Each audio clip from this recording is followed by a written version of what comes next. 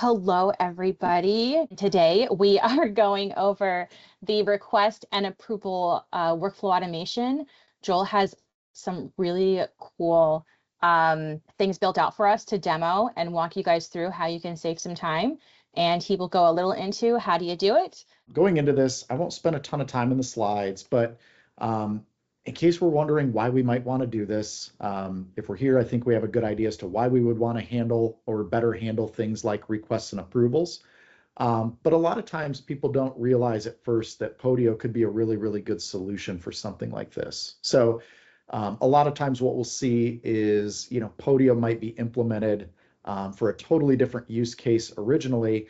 But then once people understand kind of the features and capabilities of Podio, especially when it comes to workflows, they recognize that there's things that fit kind of this request approval pattern where they say there's probably a better way to do that, right? And a lot of times people will be doing those things in email or maybe email and spreadsheets or a shared spreadsheet. So what we want to walk through today is really just a couple of different examples, as well as talk through how we're going to put those together.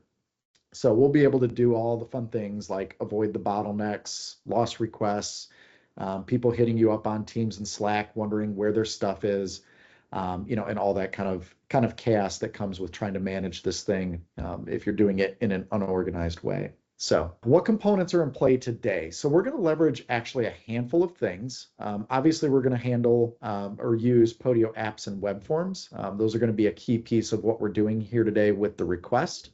We're going to leverage what I call a template app concept. You won't see this at first, but I'll come back around when we get to the portion of the webinar where I go more into the building of how we put this together. Along those lines, I'll show you how we can use a free HTML button creator to go leverage that as part of our overall workflow. And then finally, we're going to go through and actually crack open the workflow automations, the workflows themselves, to show you some different approaches that we use to put these things together. And like Kelly said, if you've got questions, if you're wondering, hey, that's really cool that you did it this way, could you also do it that way? The answer is probably yes. We always joke that there's usually more than 3 ways to do the same thing in Podio. So, if you're looking at this today and you're trying to wonder if it will fit, a slightly different use case or a slightly different way of doing something, just let us know in the chat, ask questions. We'll pop up here at the end and show you a couple of different ways you can engage with the team. But the goal is to kind of expand these ideas, and help everybody understand, what's possible. So let's talk about our first use case. Really simple use case that we put together is just an expense request. So a lot of times in an organization, we might be an employee who needs to request, the ability to spend some money on something. A lot of times the answer to that request is, it depends. What are you spending it on and how much? So what we did is we actually mapped out a little bit of a workflow here that I'll bounce over and show you in Podio in just a second. Now, before we do that, I'll just kind of lay this out. The way we did this is from kind of an external and internal point of view. So the way this flow will work is, as an employee, I'll be able to log in, see a web form, and I'll be able to go submit my expense request. When I submit that, obviously it's going to come into Podio. Since we're all here, I'm guessing we're all using Podio, probably Podio web forms. The Podio web form submission is going to populate our item into Podio, in this case, our request. What we're going to do is kind of handle all of this back and forth between the internal back office and the employee as the external party. So we're going to send them a confirmation email to let them know, hey, we've received, your request for an expense. And then we're going to leverage a little bit of logic. In this case, our logic's going to depend on what is the dollar amount that you're asking to be approved. So what we're going to do is say, if it's over a certain dollar amount, we're just going to mark it approved in the system, and we're going to send the employee an email and let them know that it's already approved. If it's above, that dollar threshold, what we're going to do in the system is say, nope, we're going to mark that one as out for approval. And then we're going to actually send in this case, the manager of the employee an email. And right within the email, we're going to give them a way to either approve or decline that expense request. And so you'll see this as we go through the demo. What's really nice then is from the email itself, without even having to come into Podio, they're able to take care of that approval or the decline of that request. And the click of that button will actually come back and update our records inside of Podio. So all of that said, the demo of this end-to-end is actually pretty short and pretty straightforward. So what I'm going to do is I'm going to come over. I'm in my workspace called Approvals Demo. But what I'm going to do is I've got this app here for expense requests, and I've got a web form configured for that request. So what I'm going to do is I'm going to come over to this browser window, and I'm going to pretend I'm the employee. So what I'm going to do is I'm going to say, I am employee Zach. I am requesting some equipment. Let's say this is $250 I need to spend today. And this is for, of course, I picked a word that I'm not confident I can spell. Looks fine. At this point, I've provided the details. If I need to attach a file, or if I have a file that should be attached, I can go ahead and do so. But I'm going to go ahead and submit my request. So again, as the employee, what it's doing upon submission is just bringing me back to the form. The idea behind that is maybe I've got a number of these things, I want to submit an order. So it just brings me back to the same web form. But as the employee, what I can do now is I can bounce over and see that I've got a confirmation email. So what I did in this case, leveraging the workflow tool, is I was actually able to stage the email, and tailor fit it to this user to say, hey, Zach, we got your expense request. We sent it for approval. You can check anytime. So the nice thing about this, again, we'll get into the hows in the workflow engine, but I can click this button. I can see kind of a little status window at any given time. In this case, I see it's approved. It's because it's below a certain dollar amount that we'll talk about here in a second. So actually, if I come back out, again, as the employee, I have a second email straight away saying your expense request has been approved. Go ahead and proceed with your purchase. Now, from the internal side, from the Podio side, I didn't have to do anything as the approver or as somebody handling these expenses, right? What I've got set up in the system is a dollar threshold of $500. And I'll show you what that looks like here in a second if we go over that $500 threshold. But if I come in and look at this request, we've got all of our fields here. So in the web form, I clicked the drop down, selected myself as the employee. I told them what it was for and how much and when I needed it. But we can see here the workflow just took this in and said, it went from received. We tagged the request created date, the date that it was received. We tagged who the employee's manager is in a hidden field. But again, because this thing was below a certain dollar threshold, we just automatically moved it to approval, sent the employee an email and said, you're good to go make your purchase, right? Very low friction, very easy, easy for the team internally, very easy for the employee. Now, what I want to do next is actually go through and do one over the threshold I've got set at $500. So what I'm going to do is go through the same process. Let's say this is travel. 750, let's say this is coming up.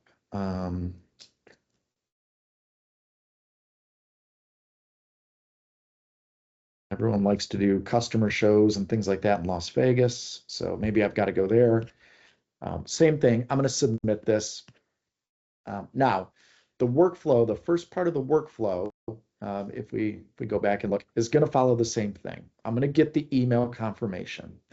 So if I come over here, I'll see that, I've got my confirmation, but in the workflow, if I come over internally and look at this, the workflow knew that this is over that $500 limit. So instead of auto approving it, what it did is it tagged this as out for approval.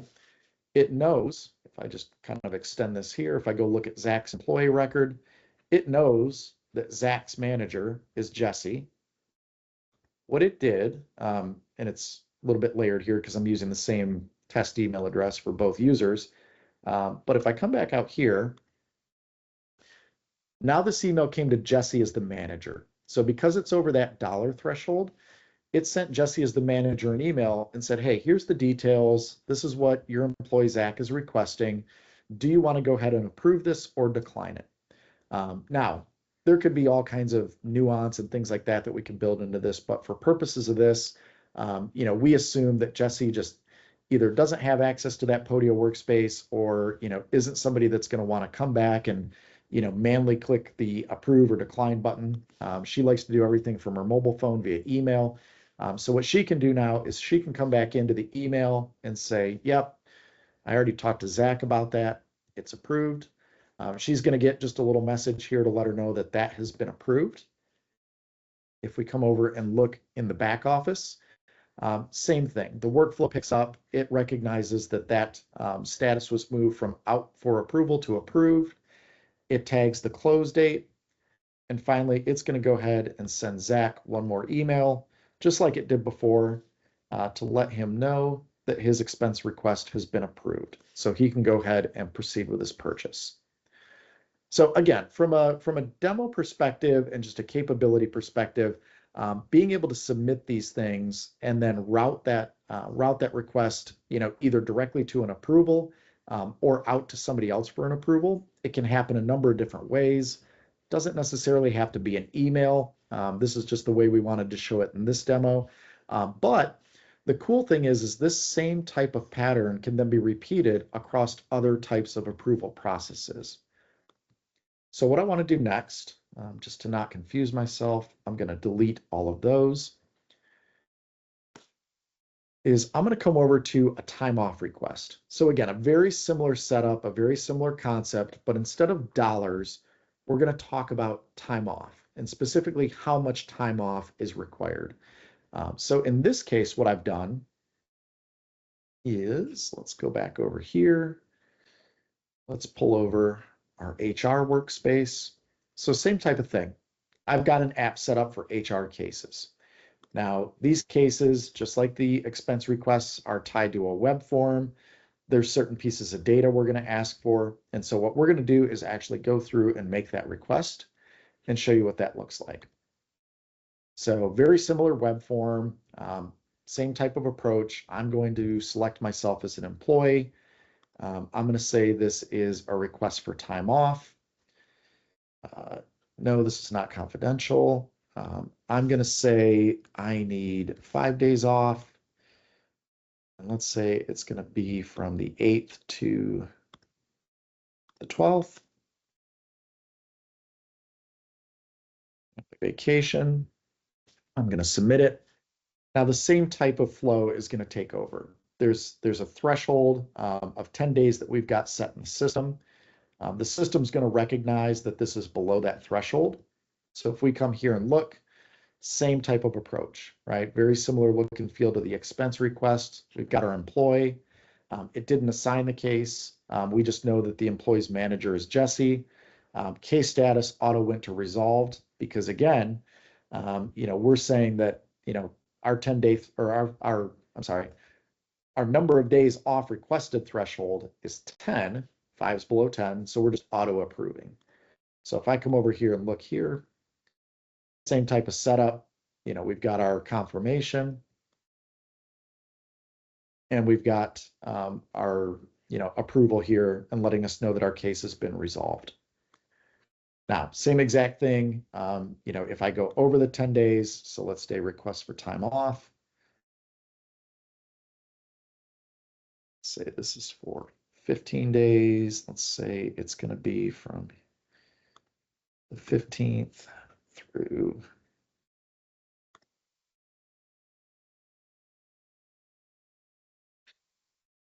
let's say this is extended leave. I'm going to go ahead and submit. Now we're going to see the same type of thing. This is going to come up. In this case, we know that the manager's Jesse. We know that the number of time off, the days is 15. So what we're going to do is go check. So here it is to Zach confirming that this has been requested. And somewhere I should get my, if the demo gods are with me today, I should get my approval email. It's exactly the same as the other, but in any case, it follows the same type of process. So again, going back to kind of the components in play, because where I do want to spend a majority of our time here is kind of going through more of the in-depth, how did we put this together, right? So leveraging the combination of things like Podio apps and web forms. We'll talk about this concept of template apps. We'll show you how to put together these little HTML buttons that get placed into the emails. And we'll show you in the workflow automation tool how we put these workflows together. So let's go ahead and let's come back over to all of my demos, because what I want to do is I want to walk through the structure of applications that we've got in play. So obviously we've got our expense request. We've already gone through that. We've also talked about our employees. So what I've done here is I've just set up an app. In this case, I've only got 2 employees, but I've set up this structure and architecture of employees and employee managers. So again, I know Zach, I know Zach's manager. I've got these things related together. Now what I can do is I can leverage those as part of my request and part of my workflow to send those approvals. Now, 2 other apps, and this goes more into the app templates or the template concept, is I've got an app that's housing my notification templates and another app called demo settings. And this might make a little more sense when we crack open the workflows here in a minute. But what I've done is rather than hard coding these email templates, so in this case, this email template that goes out to let them know that it was resolved, what I've done is instead of hard coding these, is I've built an app that houses each of these notification templates. So again, we're in the approvals demo. These are the emails that go out, when we submit an expense request. So if I open this up, you can see here in the app, I'm giving it the values to say, what should the field email from show when we send this out? What should the subject line be? What should the email body be? And we can see I'm using here these little tags, right? So first name, type, value, status. What I'm doing is I'm managing that email template inside of a Podio app rather than hard coding that in the workflow.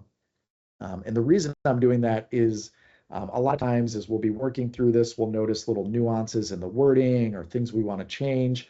And rather than going into the workflows themselves, finding the workflow that contains the email action, updating all the language there, what I'm doing is handling that here so that by the time we're building this email action in our workflow, it's really just pointing to a series of templates and variables, and we don't have to worry about managing all of that in the workflow engine. And again, this will make more sense when I crack open the workflows. But similarly, what I'm doing is in the demo settings, I've got one item, and this is where I'm housing some of the key pieces of the emails. So I've got a public link to the logo. I've got these links that are going to help me build those HTML buttons, and I'll walk through how to do that here in a few minutes as well.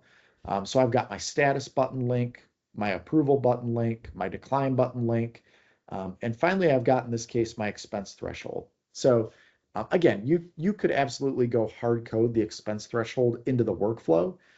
What I did in this case is I'm managing this inside of an app in the Podio interface where it's a little bit easier to do. So if at any time I said, you know what, the employees are getting a little crazy, maybe I need to lower the threshold to 250, I could come here and do that. And now any request that comes through from this point moving forward, the workflow is going to pick up this threshold from this app, and it's going to recognize, okay, now the threshold's 250. Anything over 250 needs to go for approval. So let's pop over to the workflows. So to put this together for the expense request, that kind of end-to-end process, I've got a total of 8 workflows. 4 of these are workflows that are being called manually that house nothing but the email action. And I'll show you the reason I'm doing that here in just a minute. So I've got 4 workflows that are triggered manually containing emails. And then I've got what in the workflow engine we call, they're triggered by these external links. So what these things allow me to do is if I go look at our approval confirmation page, is I'm actually able to create, the ability to click a link. In this case, well, I deleted them. If I went back to my email that had the approve or decline buttons in it, clicking that approval will trigger this workflow. So when I click that approval link, this is the workflow it's tied to. What that does is it triggers the flow that goes and looks for our settings. It's grabbing our logo image. Again, that's what I'm hosting here. It's grabbing that and putting it in, and it's just saying thank you for your approval. But now it's going through and updating our request. So when I click that approval button as the manager, it's coming back and moving this request and saying expense status approved, tag the close date as current date. And now what I'm doing is I'm triggering the expense approved email. Now, I could have gone and put the actual email action in a number of different places. But again, to consolidate down my number of workflows, what I did is I created one workflow for my approved email, and I can trigger that manually from any number of places. So again, this email or this workflow has a little bit going on, but I'll kind of walk you through the logic. In this email, anytime we want to send the expense approved email, it's going and looking at our settings. So we're searching for this app here and getting all of the details that are housed in there. We're going and searching for our notification templates, and specifically the template called approved. So what that's doing is that's coming over here and grabbing our contents from our template called approved. It's grabbing our employee information. So I'm grabbing the related item from our employee. And now we're going to use all of that data to construct our email. So again, I'm able to grab the signature logo, or the logo for the email signature. I'm able to create the email body. So in this case, all I'm doing is using a variable to strip out that token of first name and replace it with the actual employee's name. And now I'm able to have this email action where I'm sending it to the employee, leveraging nothing more but these tokens that either I've created here or that are available in our apps inside of Podio. Now, the main workflow all happens when this is created. So again, if I go back over and look at either of these examples, in this case, the expense approval flow, all of these things are triggered when a new request is created. So nothing happens until then. So what we've been able to do is consolidate our flows down to a single onCreate workflow. So if I go look at this workflow, we'll walk through this. When an item's created, we're getting the information from our employee record. We're following that employee record to the related employee record, which is their manager. So now we've got the manager's information. We're updating the expense request so we can tag that field to know who the manager is. We're updating the date that the request was created with the current date. And now we're saying the expense status is received. What we're also doing is we're also calling that workflow that we've got that just has the expense confirmation email. So they're able to leverage this flow, this email, and call it from any number of workflows. In this case, I'm calling it from this spot here. Then what I'm doing is I'm going and getting the approval demo settings, because what I want to do is I want to know what that threshold is. So what I'm doing is, if you haven't used a sanity check before, these are really good for conditional logic. So rather than building in some filters up here, what I'm doing down further in the flow is I'm saying, now that we've got all of that information, what I want to do is run a sanity check to see, is the value that the expense contained less than or equal to my threshold? If that's true, if that value is less than the threshold, I want to go update the expense status to approved, and I want to trigger that manual flow to send the approval email. Now, again, I could have put that email action here, but if I did, I'm managing that in multiple workflows, which I don't want to do. So I put it in one manual workflow that I can call from any number of places. So we're ending that logic, and then we're running another logic to say, now if it's greater than that number, So if our expense value is greater than the threshold, now what we're doing is saying, okay, well, we're not going to auto approve it.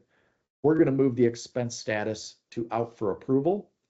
And we're going to trigger that email that we'll go look at here in a second to send the manager the email with those buttons to go ahead and approve or decline this.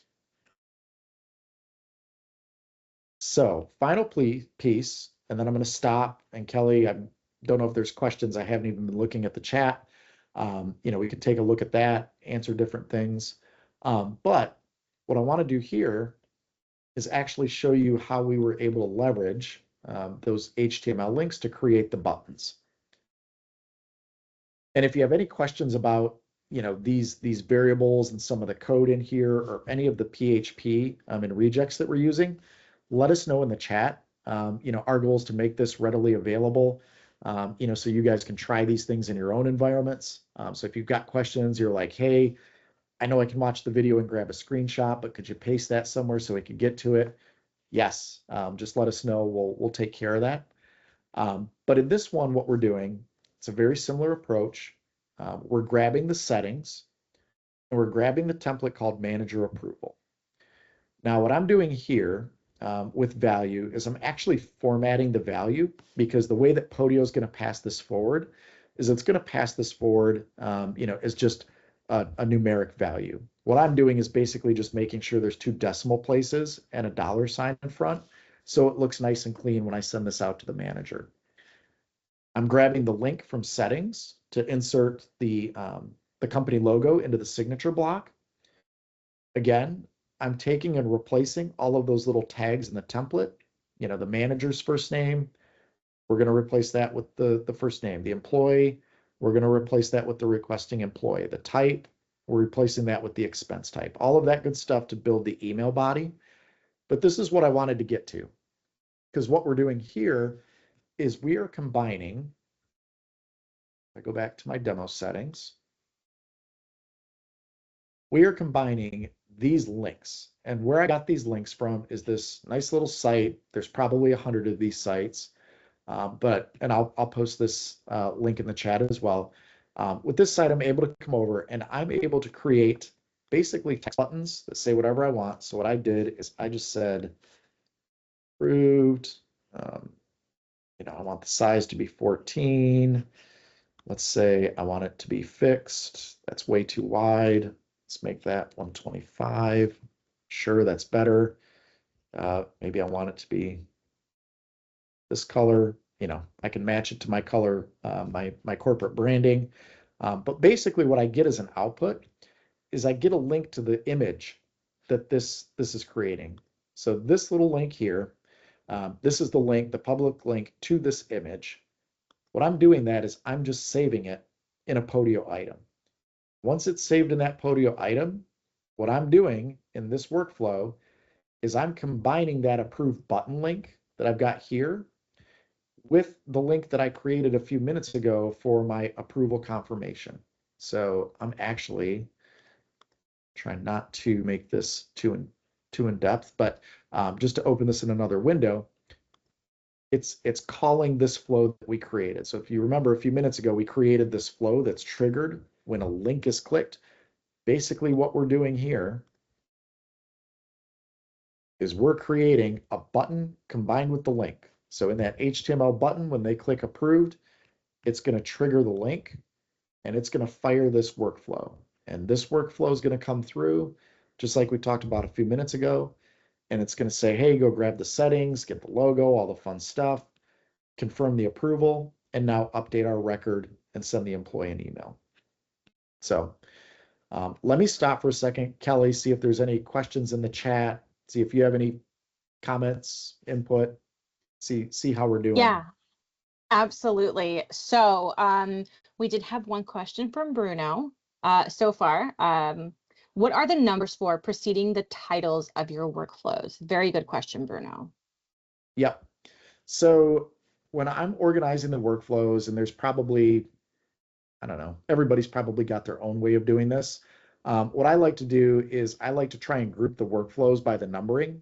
Just in my mind, they're easier to organize. So What I like to do is, in this case, I've got these HTML, or not the HTML, I'm sorry, the link triggered workflows. I've got those numbered first, and I've got all of my manual flows secondary in the sequence, and then my on create. So one, it helps me keep these things organized when I'm going and looking for these, because otherwise, if I don't, it's going to do it alphabetically, and I'm just going to be confused looking through different flows.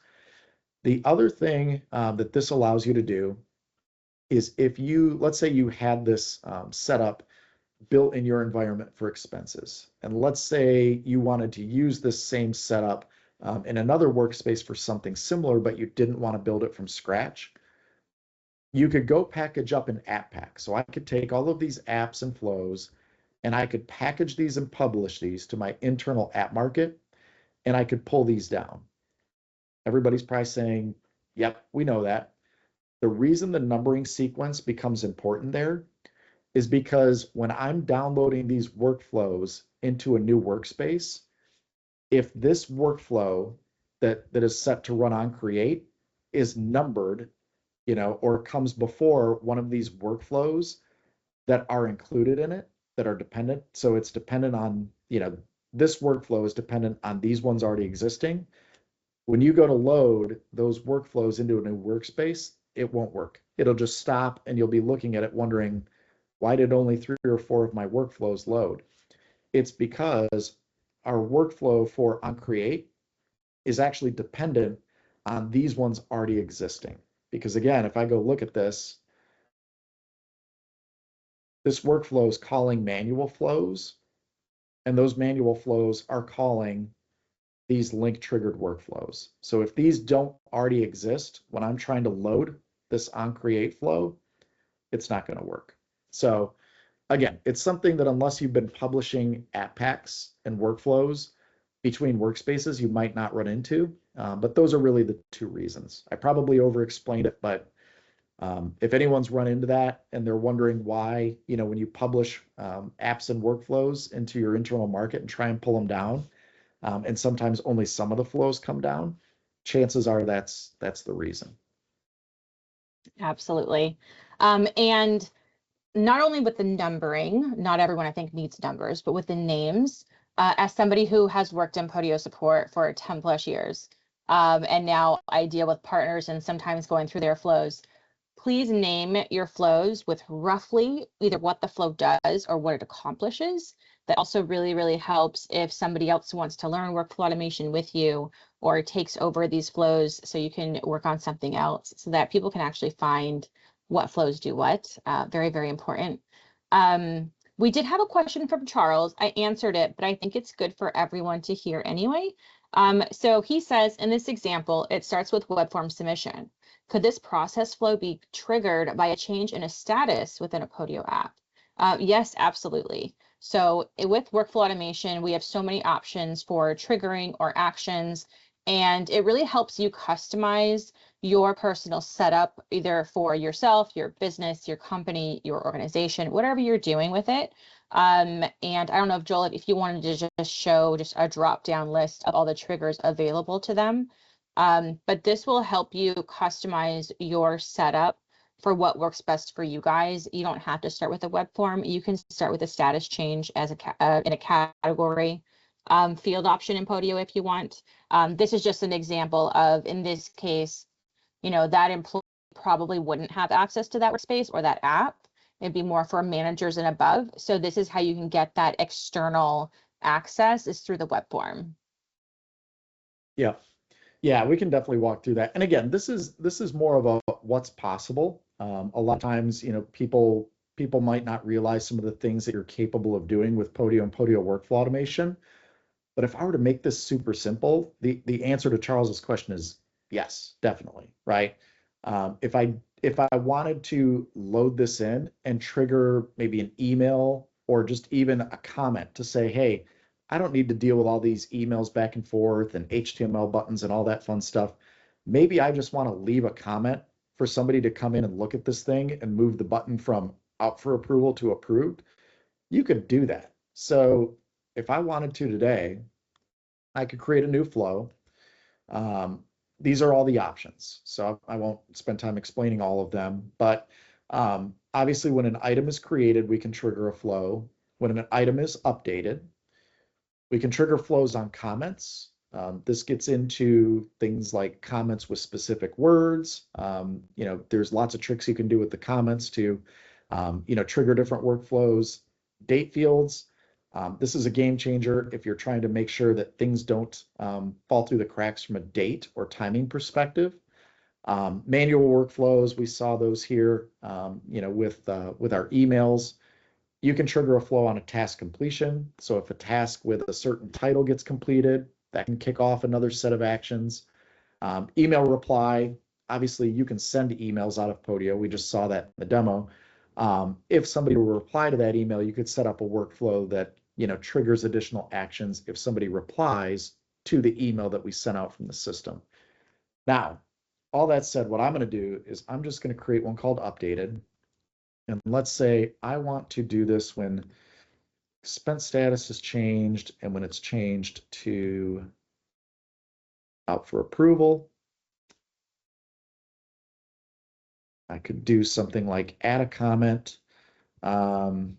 Actually, what I would want to do is I would still want to get the employee's manager, because what we're going to do is we're going to leave a comment for the manager. So I'm going to say employees, manager. And what I'm going to do is I'm now going to, my app mention. It's weird. It's not there. What I was going to do is app mention the employee's manager, their Podio profile. I bet they don't have one set in there, is why it doesn't see it. But in any event, what I could do is, my manager, their app mention token would be there. Please review and approve this request.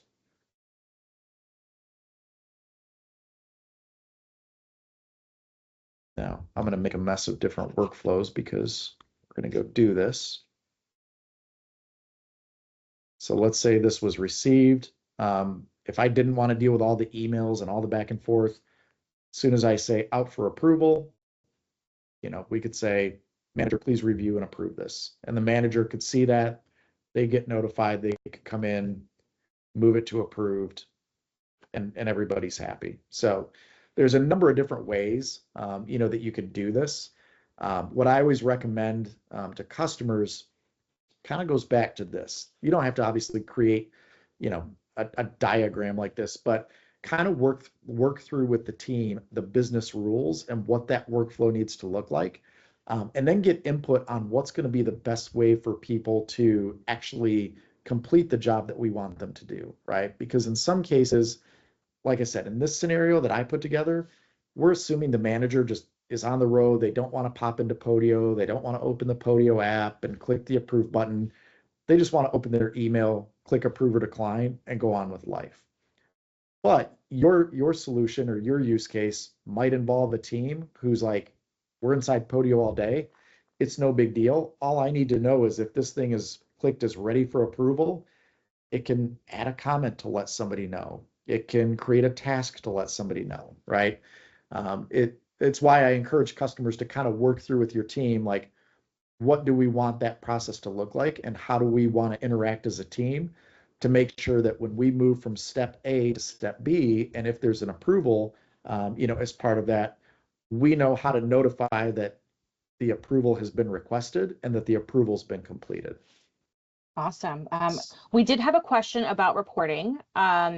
We do have some chart capabilities. I did put in the chat a link to some documentation.